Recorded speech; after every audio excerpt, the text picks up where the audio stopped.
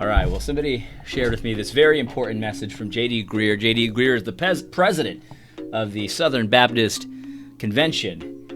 And I want to watch it with you. I figured we'd watch it together. I'd give you my reactions in real time, and we'll just have a little fun with this.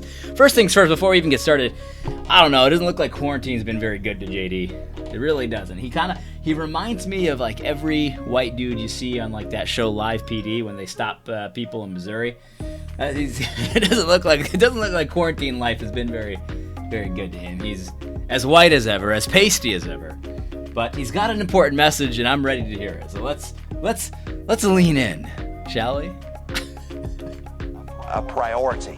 We realize that especially in a moment like this one, we need our brothers and sisters of color. We need the wisdom and leadership that God has written into their community. I agree. JD, now I'm starting to listen. I'm here, baby. You need me, baby. You need this wonderful milky, chocolatey skin. Yeah, you need some of this perspective. There's no question about it. I'm ready. I was thinking about it today, that my subscriber count has gone up the last month, more so than it's gone up in the last quarter or so. So thank you for subscribing, by the way, if you're new. I appreciate it. But I was thinking that, J.D. Greer and Gospel Coalition and ERLC, they've got a bigger platform than me. It's time for them to yield some space. And I have to say that it's about time they heard the Puerto Rican perspective. You don't really hear a lot about that. You hear a lot about blacks, and that's pretty much it. You hear about blacks and whites, and I think we need some Puerto Rican perspective. I am the Puerto Rican perspective. And you know what? While we're at it, I've got the native Taino Indian perspective. That no one's got that perspective more than me. And I also have the black perspective too. 20% African slave blood in this skin, baby. So I think I appreciate this. I agree. I could not have agreed with him more. It's time to get the black and native perspective.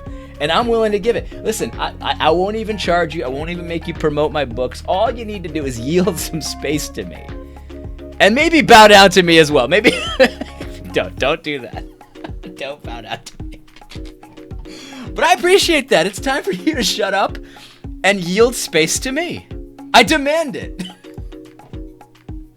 We know that many in our country, particularly our brothers and sisters of color right now, are hurting. That's true. There are a lot of people hurting. And so, again, I demand that you yield space to me now. I don't know. He doesn't look well to me. He looks like he's had some stressful times. I don't know. Baptists, we need to say it clearly as a gospel issue. Black lives matter. Of course, black lives. Did you hear that? Did you hear that? Did he say black? Black lives matter? What's he talking about, man? Maybe I misheard that. Hold on. Say it clearly as a gospel issue. Black lives matter. Of course. He's slurring his words, man. What is that? Look at that. Of course. Is it me or is he slurring his words? Something's not right here. This might be one of those deep fakes. You know what I'm saying? I'm always hearing about those deep fakes. This might be one of them. As a gospel issue, black lives matter. Of course, black lives matter. I don't know why I'm so interested in that. Blach. It sounds kind of German. Blach lives matter. Maybe that's different from Black Lives Matter, because it seemed to be saying, if this really is J.D. Greer, this deep fake seemed to be saying that Black Lives Matter. Black Lives Matter is a very anti-gospel organization. He seemed to be saying that this is a gospel issue for us to support Black Lives Matter. That's a little weird. Because I don't really know. He must be saying that, because I don't know a single Christian who doesn't think that black lives in the generic sense matter, right? That's not a position. So he must be talking about the current, zeitgeist, the Black Lives Matter movement, which is pro-sexual perversion, which according to the real J.D. Greer, or maybe that one was the robot, the real J.D. Greer thinks that the Bible whispers about that. So maybe he is okay with that. Sexual perversion, the destruction of the nuclear family, all kinds of socialism and Marxism and stuff. Black Lives Matter is a horrible, horrible organization. Horrible. And he just said it was a gospel issue to say Black Lives Matter. Of course, Black Lives Matter. He must be talking about Black Lives Matter, which I know nothing about, because there's no way he means Black Lives Matter. Let's listen to that again. Say it clearly as a gospel issue. Gospel issue. Black lives matter. Of course Black lives matter. Why did he say it like that? Oh, he's slurring his words. He really is. Black lives matter. Our black brothers and sisters are made in the image of God. Black lives matter because Jesus died for them. Black lives are a beautiful part of God's creation, and they make up an essential and beautiful part of his body. What's this thing? I've noticed this. I first noticed this with Matt Chandler, and it's creepy. It's creepy. White people have this need to call black people beautiful. It's almost like they're trying to convince themselves in their own mind. It's really kind of creepy because you would never hear a white person say about another white man that he's a beautiful man, but for some reason whites are bending over backwards to call black men beautiful, and it's really kind of condescending. It's almost like when your mom says that you're the handsomest boy in school. It's really weird, man. It's creepy. Have you noticed that? Am I the only psycho that's noticed that they just have this weird idea, like they just gotta say beautiful. He's a beautiful man. I saw someone call Thabiti a beautiful man. And it's almost like they're trying to convince themselves that he's beautiful. And it's like, dude, you don't have to call a man beautiful. You could think he's a cool guy. You could think he looks handsome. He's a good-looking guy, something like that. I guess you could think that. Can you think that? I don't know. Lives are a beautiful part of God's creation, and they make up an essential and beautiful part of his body.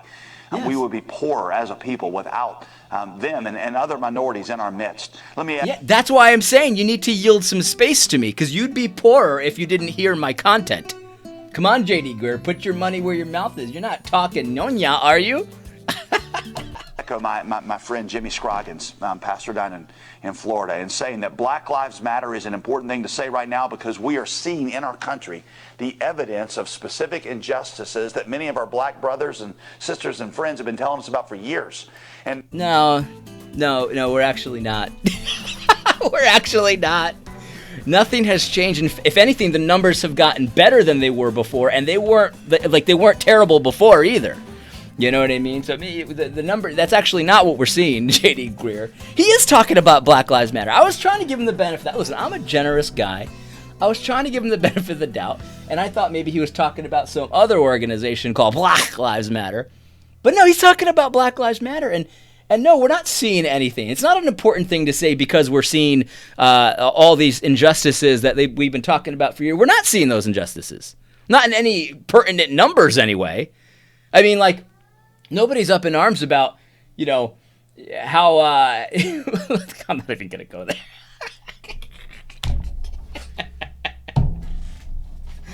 No, JD, we're not. We're not seeing the injustices against blacks, and we're also not seeing the injustices against blacks. And by the way, let's not respond by saying, oh, well, all lives matter. Of course all lives matter. But if it's of course, like you just said about blacks, then why not say it? I mean, I don't say that because I know that there's no actual Christian position that says all lives don't matter. So it's pointless to say it. But let's not respond, of course. But you just said, of course, Black Lives Matter. So then why wouldn't I? I mean, I don't know. I've heard it described this way. Say you're in a group or with a group at a restaurant, and the waiter brings the food to everybody except for one guy at your table, your friend Bob. Right. And so you say to the waiter, hey, excuse me, Bob deserves food. And somebody at your table corrects you to say, no, all of us deserve food. Well, that's true, but you're missing the point. Bob is sitting there by himself without food. And so we are saying we understand that many of our black brothers and sisters have perceived for many years that the due processes of justice have not worked for them as they have for some others in our country. Whoa, J.D. Greer. That's a weird analogy because even in the way you worded it, J.D., like you know this is a bunch of malarkey. You know this is stupid because you just said well, what if we all ordered food, and then one of us didn't get the food? All right, so we all ordered food. Someone didn't get the food, and then it's like, well, that guy deserves food too.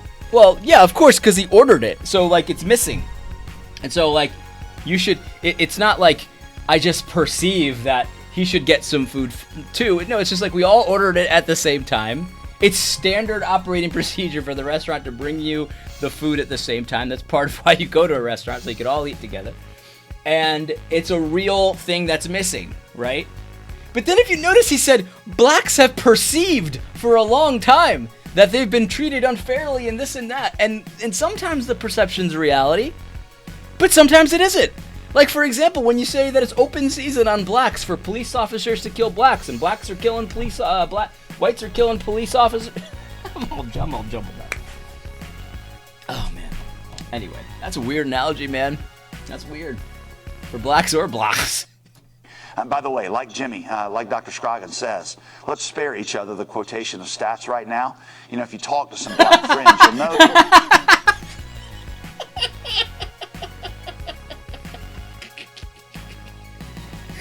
Let's spare each other the quotation of stats right now. Why? Because they're devastating to my case! You ever see that movie? Liar, liar. Objection! On what grounds? Because it's devastating to my case. No, J.D. Greer, we need the facts. Like, we need to... What? Let's spare each other the facts. But the facts are the whole thing. Because there's like riots in the street right now, which apparently you're supporting because it's in the name of Black Lives Matter. Or actually, I'll give you credit. You only support Black Lives Matter. But the thing is, there's riots in the streets on the premise of of data that is incorrect. Because when you say, well, blacks have perceived an injustice in policing for a very long time, but then when you look at the stats and there is none of that, then you're saying, like, don't talk about the stats, but the stats are what the problem is. Like, why would I not talk about the stats? I have to talk about the stats because the perception doesn't match up with reality. And so we have to talk about the stats. Why wouldn't we talk about the stats? J.D. Greer, this is not helpful. I know a lot of people are going to call this helpful. And I always ask, when someone says something's helpful, I always want to know, why is it helpful? This isn't helpful. This seems to be saying, hey, listen, I know that this is the perception, and I know that you know that this is actually not real, but just don't say anything. Don't say anything, because it's important for us to say Black Lives Matter. Because obviously Black Lives Matter, but don't say all lives matter, because obviously all lives matter. I don't know. This is confusing. This is pretty confusing.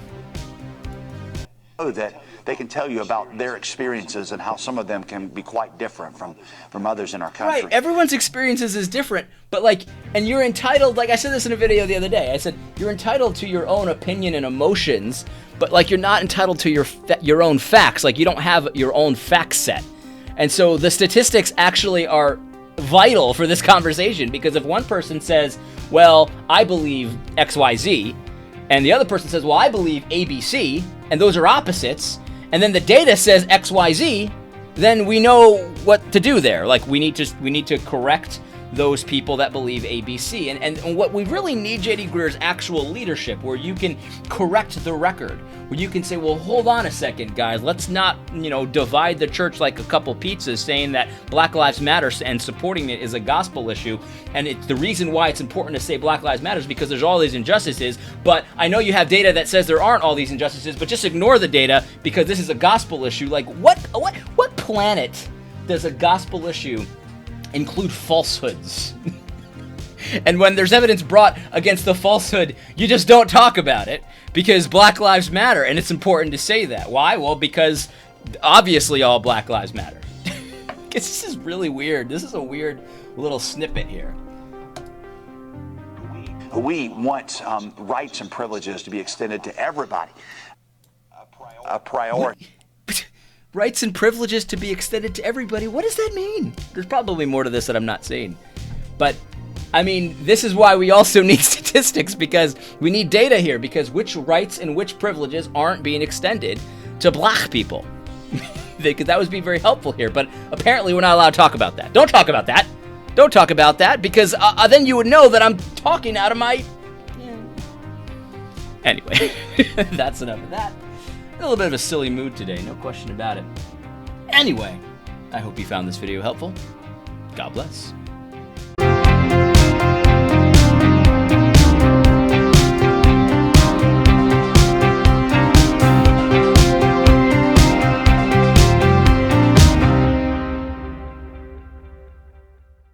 Seriously though, if you're looking for some black perspective or some native perspective or any of that, even slave perspective, I can give you. I got it all. I got a lot of talents. I got a lot of intersectionals, and so I can give you that. I was born in Virginia, but I was in the Bronx, and I was in Connecticut, and then I went to Maryland. So I got like south, north. I got it all, man. I can give you anything you want, man. Anything you want. Just call me, JD. I'm serious.